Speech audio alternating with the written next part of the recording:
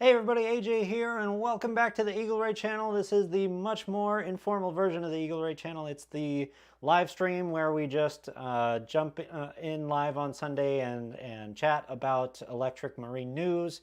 A lot of stuff going on today, but I want to take a moment to highlight the fact that we have people in the chat. We are a channel that's only 2 months old, and so it's been pretty quiet in the chat so far, but that's because it's a very young channel. But I just want to say hey to Texas Tattooed Fisherman. How's it going, dude? It's great to have you here, and you are the first, and that's achievement unlocked. And you're not only the first in the chat today, you're the first ever to leave a comment on the Eagle Ray channel, and when we get to 1 million subscribers, I'll still be shouting your praises because you're the first official OG member of the Eagle Ray channel to show up in the chat. So I appreciate you being here. I'm glad to have you, and yeah, we got a lot to talk about today. So we're going to do electric marine news, and then we're going to watch the latest Eagle Ray video that just came out. I'll do some behind-the-scenes commentary. We're going to talk about the current giveaway that's running after that, and then if there's any questions or anything you want to chat about at the end, I'm totally down. So let's jump straight into it and talk about what we have going on today. I have it in the background right here. It's a pretty cool boat that went around the world about 10 years ago. Before we look at this boat closely, though, I just want to point out a couple of things about the channel, because we've, like I said, as of yesterday, the channel was 2 months old. So I'm trying to release a video every week. So we've got 9 videos that have come out so far, and 9 live streams, because I'm trying to do a live stream every Sunday. And until about 3 weeks ago, it was very quiet on this channel. We only had a couple of dozen people subscribed so far. And then this... Here, let me make sure I am doing my weatherman reporting correctly. This video came out 3 weeks ago, and you can see last week it had almost 9,000 views. Now it has over 22,000 views. This one video is kind of carrying the channel right now a little bit. Lots of people are showing up from the YouTube homepage via this video, and then I think they're clicking around to some of these other videos after that. And that's where a lot of people are discovering the channel right now, which is totally cool. But anybody who's watching this after the fact, I would like to just take a moment to point out, if you haven't seen this video, again, I need to make sure I'm pointing the right direction. This video. If you haven't seen this video yet, right after this live stream is done, please go and check this video out, because this is the first in a series of 5 where I built the boat that we're using to test all these motors and batteries right now. If you haven't seen that yet, give it a watch. Click the like button so we can get that video trending, because as soon as that one trends, we're going to get to 1,000 subscribers in no time. And the reason that's important is because we have a giveaway that we're going to talk about at the end that unlocks in this live stream as soon as we hit 1,000 subscribers. So we'll talk about those details a little bit more later. But let's get straight on to the news, because this is not today's news. This is news from about 13 years ago. Because this was, if I remember correctly, the very first electric boat, fully electric, 100% driven by solar power to circumnavigate the globe. So they built this project with that in mind. They wanted to prove that it was possible for the first time via electric technology, via lithium batteries, to start in Europe and go all the way around the world just on solar power, and that's what they did. So I believe they funded this project to the tune of something like $15 million, because this is a giant boat. I mean, this is 10 years old and 13 years old, and I just wanted to contrast this with what we can do today a little bit. So we're going to look at the specs of this thing in a bit. But if you just look at this thing, it's 100 feet long from bow to stern. It was called the MS Turanor, what's the name? I always forget. MS Turanor, which is a reference to the Lord of the Rings, I heard. But this thing is gigantic. It's got like a 60-foot beam, because the panels can deploy and retract as needed. And if you watch them deploy this in the documentaries about this, they actually have cables that they manually pull in order to slide the panels out. It's pretty cool. And the project itself, I think, was pretty inspirational to a lot of people. The idea of being able to utilize more solar in a smaller amount of square footage, I think a lot of ideas on that came from this original project, where I've seen lots of YouTubers do this on RVs. I think 2 or 3 projects you can find where they just fill the RV full of batteries, and then they have a solar panel array that does the same idea as here, to double the amount of solar that you can get. And it's for a sizable RV, it's more than enough solar for you to live with a small family just on the power of the sun. It's pretty cool. And I haven't seen any other boat projects do that yet, but I think that is coming in the not too distant future, because there's a lot of recreational yacht manufacturers who are going electric right now because it looks good to the press. But some of them have been putting solar panels on top of their yachts for years anyway. But usually that's just to power the battery pack that powers a lot of the equipment in the salon, not necessarily the propulsion system. This project was the first one where the solar panel array was 100% dedicated, first and foremost, to the propulsion system. So I want to dig into what they built there, because there's a little bit of details in the Wikipedia page here. The primary detail is that the array that we're looking at had 93 kilowatts of solar. That's the rating of the panels. And the panels, when they're rated for 93 kilowatts, that doesn't mean that there's actually 93 kilowatts coming in at any given time necessarily. It's more likely that based on the sun not necessarily being right above or some clouds in the way, you're not getting full efficiency out of these panels necessarily. So it's more likely that they were pulling in something like 50 kilowatts continuous on good conditions when they were driving this boat around the world. So they set out from Switzerland, and they went around through the Panama Canal over to Asia and back to Europe. And I believe they had quite an extended stop in Australia, if I remember right, to do repairs on the engines. But they did eventually, in almost 2 years it took them to make it around the world, because these motors were not fast. They were designed for efficiency, definitely not for speed. But the approximately 50 kilowatts that would come in from a panel this large were driving 50 kilowatts of motor power. They had a 25 kilowatt continuous motor on one pontoon and another one on the other. And I think it's important just to point out, this is a giant vessel. This thing weighed more than 10 tons, I think. 8.5 of the tons were just the battery that's sitting in the belly. But it is an immensely heavy vessel. But the pontoons had to be very sleek and aerodynamic in order to reduce the drag as much as possible. But when you think of a giant electric motor to power something this heavy, you'd think that it would maybe rival the kind of thing we put in cars these days, but actually it doesn't.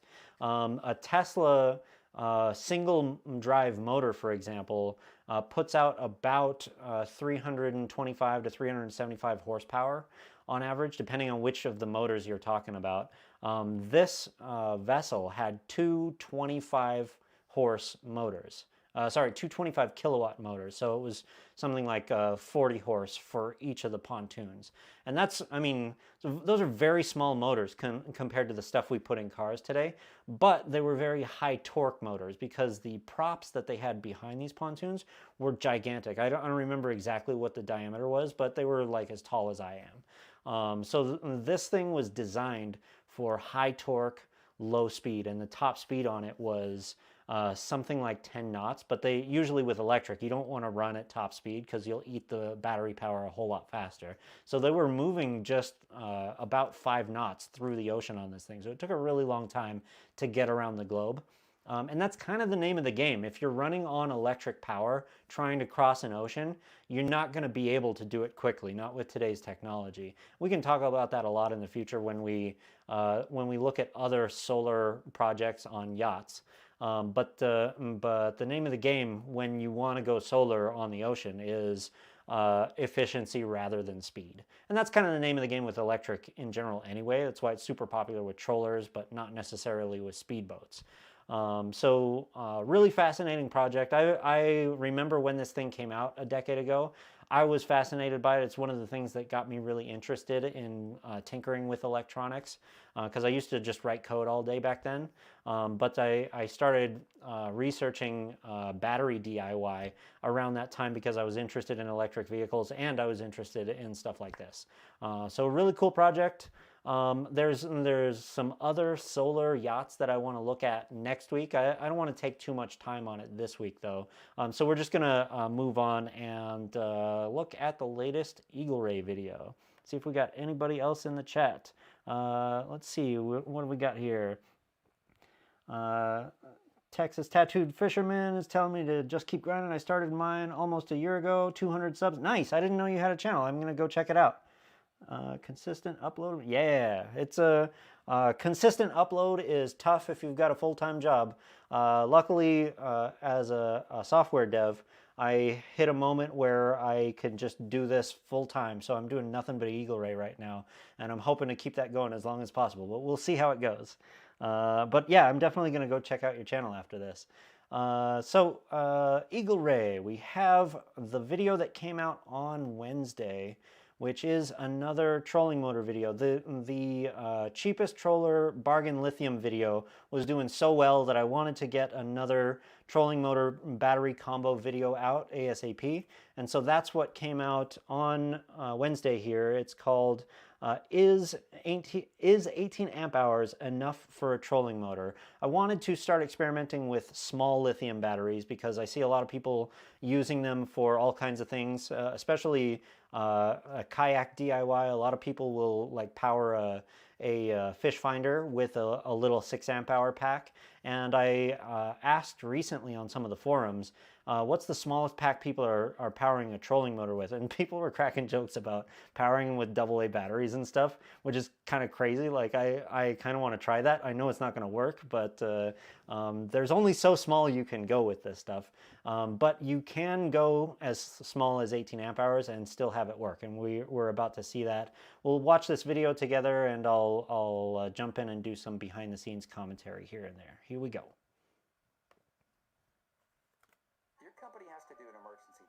And of course, we're not allowed to skip the ads. Here we go. Recently, I picked up the Motor Guide on Amazon. Motor Guide R3 with 30 pounds of thrust. Leachy 12 volt 18 amp hour lithium iron phosphate. Let's put these two together and answer all the important questions. How fast, how far, how much? Hey everybody, AJ here, and welcome back to the Eagle Ray channel where we do all things DIY electric boats. Marine motors, batteries, solar panels, you name it. If it's got volts and it's on a boat, you're in the right place. Today, we've got another 30-pound trolling motor we're going to look at. The Motor Guide R3 is a close competitor to the Minn Kota Enduro, which we've tested recently. I picked up the Motor Guide on Amazon in February 2023 for 120 bucks, which is 10 bucks more than I paid for the Enduro on a Black Friday sale. But the Enduro was $30 off at the time. The current best price for the Enduro is $140, $20 more than the Motor Guide. However, you see this knob right here? That is the heading adjustment, and I had a lot of trouble with this knob, as we're going to see a little bit later. But we'll give the Motor Guide a fair shake anyway, because I don't like to play favorites. On the Eagle Ray channel, there are no sponsorships from either motor or battery brands during these tests, so you can rest assured the numbers are accurate and unbiased. And to power the R3 today, we have a 12 volt 18 amp hour lithium iron phosphate battery from a company named Leachy.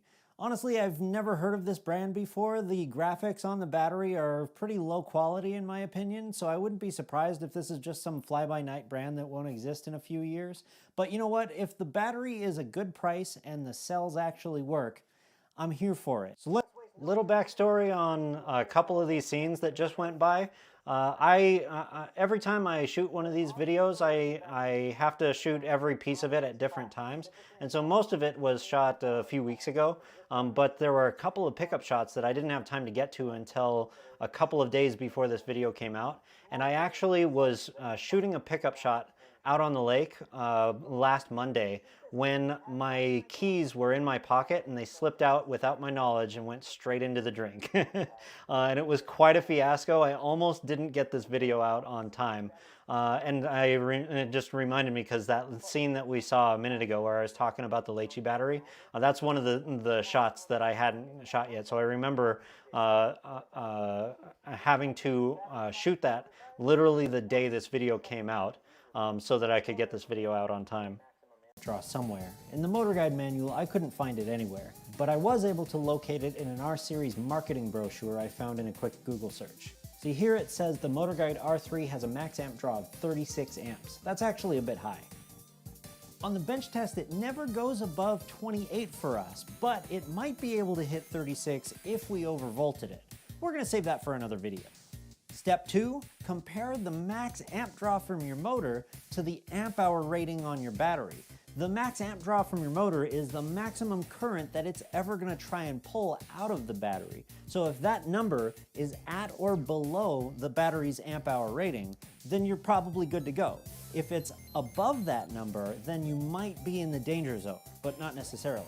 Most motors don't operate at peak. Often when I watch these shots, I can't help but see all the little blemishes that I want to go back and fix, that it's too late to fix. But like, I don't know how many of you guys leave a comment below, either live or whether you're watching this after the fact, if you noticed that in that last shot, there's plenty of moments where my fingers get cut off from the green screen. Every time I see that in a shot that I've just put together, it drives me a little bit crazy and I want to go back and fix it, but often there isn't time. But I don't even actually know if anybody notices. So there is a limit, but the ultimate limit is usually quite a bit higher than the capacity rating on the box. You'll hear people talk about overdrawing at discharge rates of 2C, 3C, etc. sometimes. There's potential danger in overdraw. Generally, when you're using a LiFePO4 battery, when you're above 1C, it's kind of at your own risk. The manufacturer and seller will typically stand by a 1C rate or below, which means for this battery, 18 amps and below is good to go, but this motor is going to pull more than that. Even though when I say typically, that's actually, it does vary quite a bit across the board. I've seen lots of situations where the battery will recommend a lower than 1C discharge rate. I've seen ones that recommend even higher as well. I was talking with somebody just a few days ago in the comment section about this, and they seem to be under the impression that if you look at the manufacturer's recommendation, it's actually generally quite a bit lower than 1C. They often say 0.5C. But that strikes me as pretty low compared to anything I've ever seen on a product page. Most of the time on product pages, they're saying 1C or somewhere around there. And actually, I checked Leachy in particular after I had that conversation a couple days ago. And it turns out the Leachy in particular recommends quite a bit higher than 1C. They say that you're free to discharge at 2.22C, which is 40 amps on an 18 amp hour battery, which is, that's too much. Like, you shouldn't regularly discharge at 2.2C on a LiFePO, in my opinion. You're going to heat the battery up. You're going to lessen its life cycles when you do that. But Leachy says you can do it, so are they going to stand behind that if you kill the battery after 100 cycles instead of 2,000 cycles? I don't know. Keep an eye on this through the rest of the test. Before we jump to the end and check out the results, I think we should zoom in on this tiller handle. You see that drift? Yikes. I had to retighten the heading knob 3 times during this test. I had to use both hands and it needed to be so tight I felt like I was going to break it. As we close in on a full discharge, I just want to draw your attention to the benefit of lithium iron phosphate. It says 174 at the bottom right corner here. That's 174 watt hours. That means this battery is 75% depleted and it has been above 12 volts right up until this moment.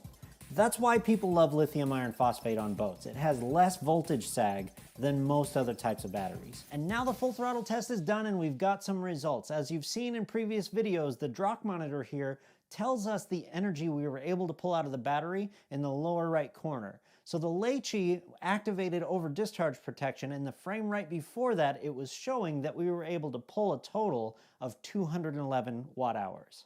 Leite promised us 230.4 watt hours or 0.23. I think I'm going to use the live streams for any retractions that I need to do when I find out that any information that I've tried to provide to the audience is actually not correct. I'm gonna make sure that I try and cover that in the live stream if I discover it in time. And so there is actually, because I was in a hurry from that fiasco with losing my keys earlier this week to get this video out, there are a couple of typos in this video, and one of them has to do with the number of watt hours that we found on the test bench. It is 211. That's accurate. That's what I got on the test bench. Later in the video, we're going to see there's a spot where I actually remembered that incorrectly and put up a slightly different number. So we'll see that coming in a bit. I'm really curious to see if the R3 does any better than the Endura did. In a previous video, we got caught in some high wind and current during the lap around the island here on Lake Havasu, and we had to turn back. We never made it through our planned route under the London Bridge, so we're about to see if Motor Guide can finally get us there. There's the Leite Lithium and the R3 working hard on full throttle. It feels honestly very similar to the Endura. I can't really tell a difference between the Endura with the chins versus the Leite on the R3. It feels exactly the same.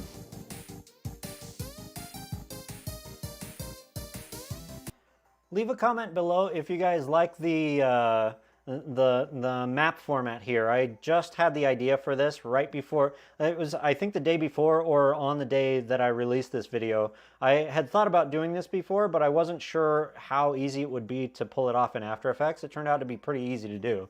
So let me know if you guys like this. I kind of like the format, and I think I might keep using it in future videos.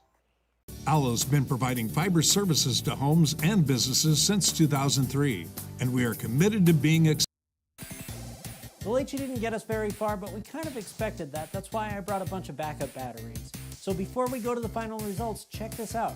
We finally made it to the London Bridge.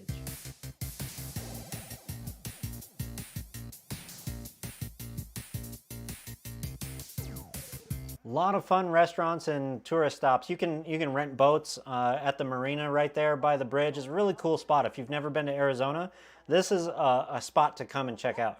Quality, they feel very similar to the Endura that we tested a few weeks ago. In fact, I don't really have any preference between the two of them. A couple of weird quirks did get in the way when I was testing both of these motors. Let's talk about the Motor Guide first, because this motor, when I found it on Amazon, it said it was a 36-pound troller, and I was excited to see if there was a difference between it and the Endura, which is 30 pounds. But when this showed up, it clearly says 30 pounds right on the case, so that was a little bit annoying. And when I tested the output power, they're basically identical between the two. These are essentially the same motor across the board. This one actually has 7 speeds, 5 forward and 2 reverse. This one's supposed to have 8 speeds, 5 forward and 3 reverse. But the thing is, the 3rd reverse speed broke on this one after I had been using it for only like a month and a half. So actually, right now, these two motors both have only 7 speeds. The Leite is nothing if not consistent. We got 205 watt hours on the test bench, 204. So that is a typo. The 205 is actually supposed to be 211. We saw it was 211 earlier, and the 8% is 211 is 8%. 205 and 204. 204 is what I got on the lake. That's actually 9%. So there is a little bit of a gap between what we got on the bench and what we got on the lake, but it's pretty close. A couple of weeks ago. But because we were running on a tiny battery this time, we would have been stranded out on the lake after just 45 minutes if we didn't have a backup.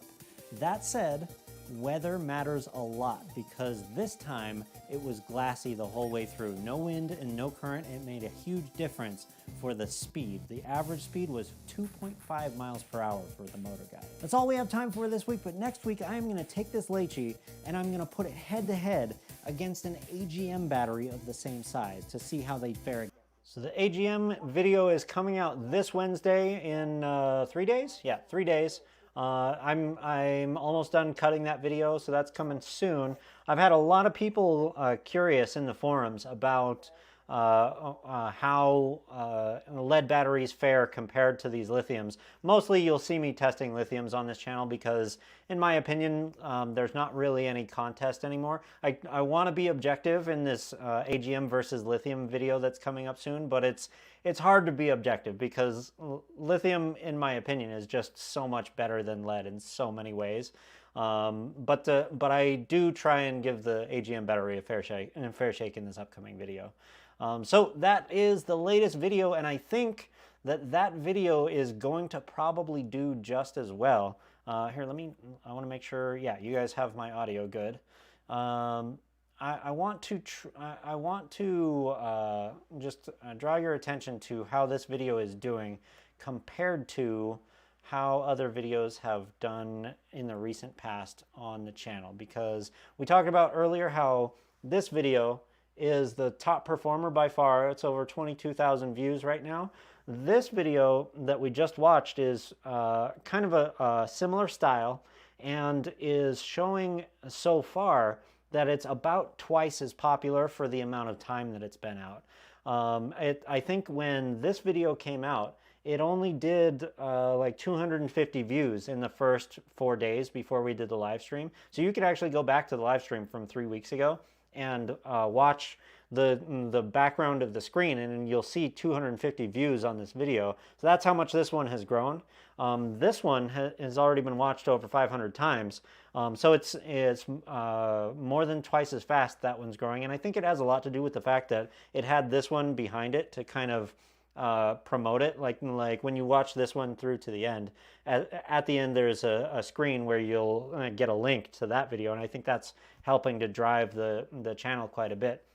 The way that you can kind of connect the videos together and create this snowball effect is pretty cool. I'm only just starting to figure it out because this is the first video where I actually have the YouTube algorithm kind of helping me to grow the channel for the first time. Every other video I'm kind of on my own sharing this stuff on Facebook and stuff.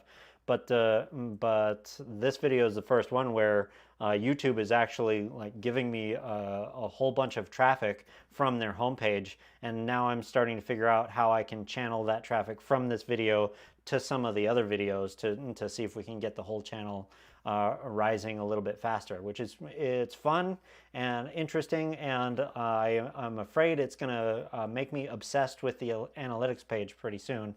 I actually feel like I'm paying too much attention to analytics and not spending enough time making videos anymore.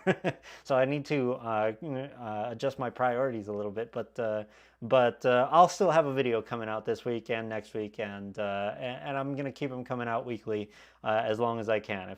If anything has to slow down, I'll let you guys know, but not in the near future.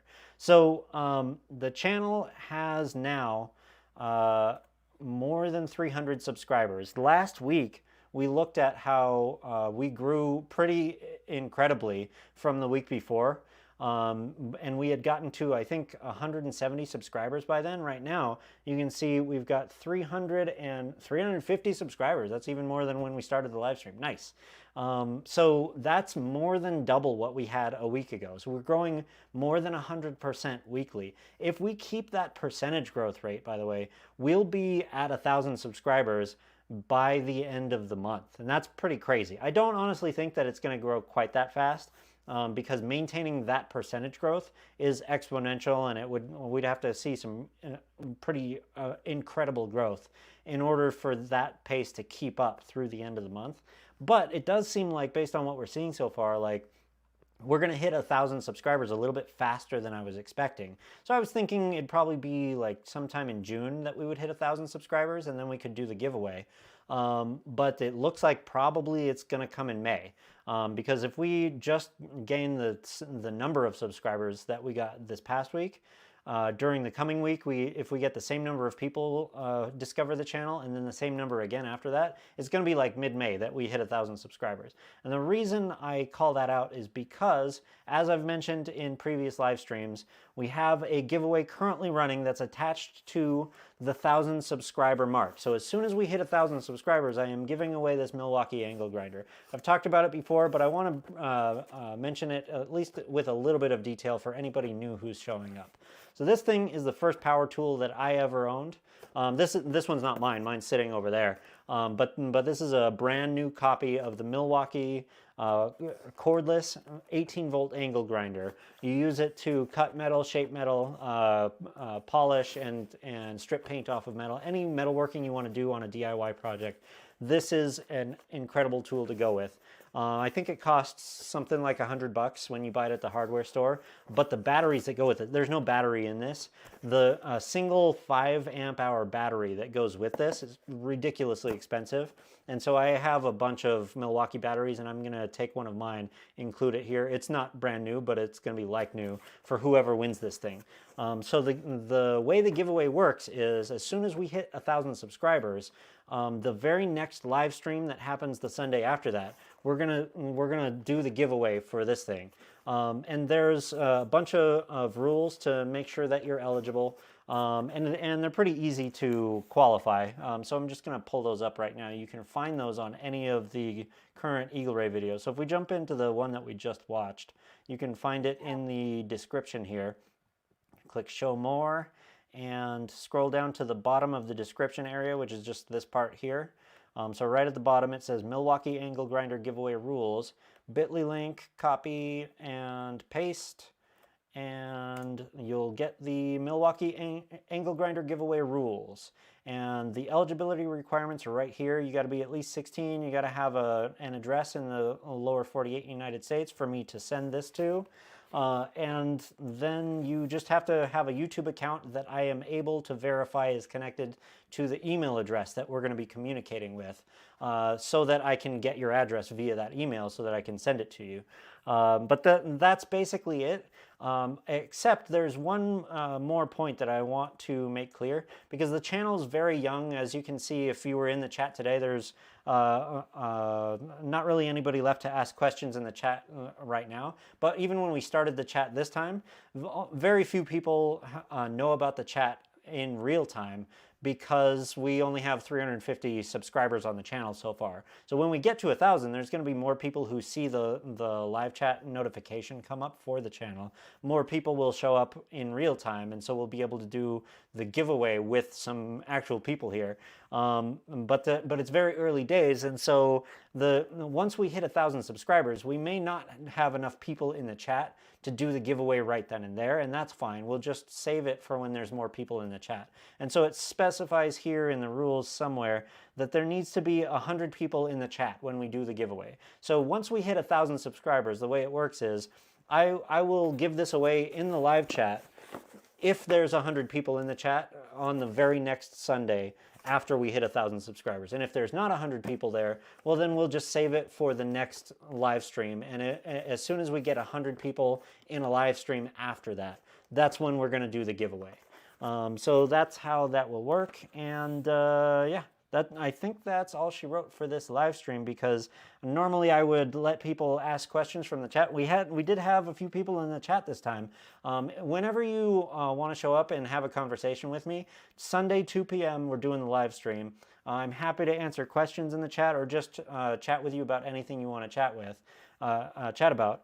And yeah, join us for the next one. If you're seeing this after the fact, Sunday at 2 p.m. I'm coming back. So I'm happy to chat with you if you want to show up. So yeah, I'm gonna let you guys go. But before I wrap, I want to just give you a little bit of my background, because I was a computer programmer in the VFX industry, had nothing to do with the marine industry whatsoever, but I always wanted to be by the beach and get a boat and be out on the water as much as possible. And it was just never possible in LA because I was so busy stuck in a cubicle, and I needed a change in my lifestyle. When COVID came around, I decided I needed to make it happen.